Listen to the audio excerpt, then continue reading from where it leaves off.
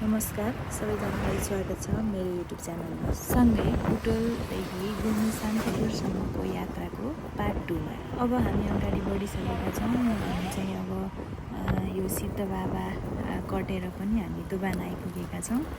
यो चाहिँ दोभान हो। दोभानसँगै हामी चाहिँ अब यहाँ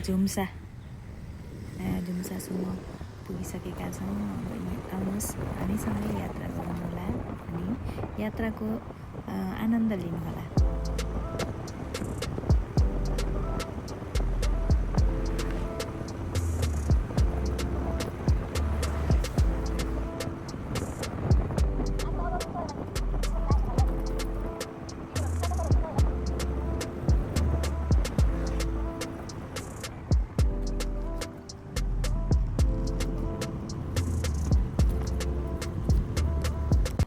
अब भने हामी चाहिँ पाल्पा प्रवास प्रवेश गरिसकेका छौँ।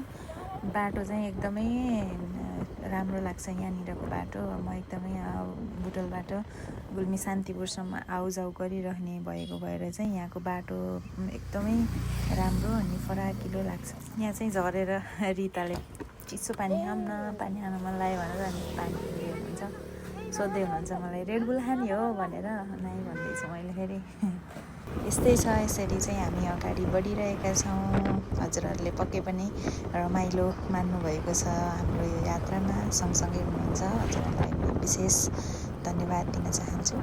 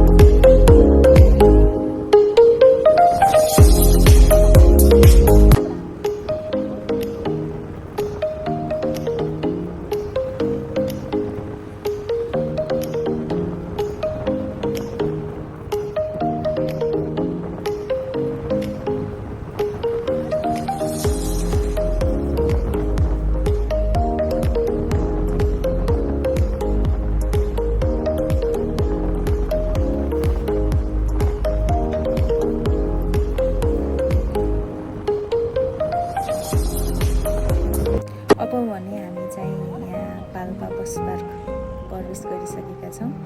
यो चाहिँ पाल्पाको बस पार्क हो। अलि अव्यवस्थित जस्तो पनि लाग्छ किनभने बाटोमै छ गाडीहरू, अलि सानो साँगुरो जस्तो लाग्छ। यहाँ यसो हेर्दाखेरि चाहिँ होस् भए पनि अब त्यो काम चलाउन परिहाल्यो होइन। अनि यहाँ चाहिँ हामी चाहिँ पाल्पा दरबार सङ्ग्रहालयमा जाने भनेर योजना बनाएका छौँ। त्यहाँ प्रवेश गरेर त्यहाँ घुमेर त्यहाँ गइसकेपछि बल्ल हामी चाहिँ गुल्मी शान्तिपुर जाने भनेर योजना बनाएका थियौँ। अनि म चाहिँ 2 चोटि गइसकेको छु।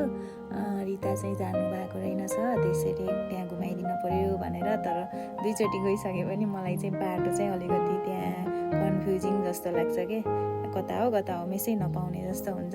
किनभने गाडीमा गएको छ, त्यो आफै चलाएर स्कुटीमा चाहिँ गएको थिएन। त्यसैले त्यहाँ सोधेर अनि त्यसपछि हामी चाहिँ अगाडि बढिरहेका छौँ।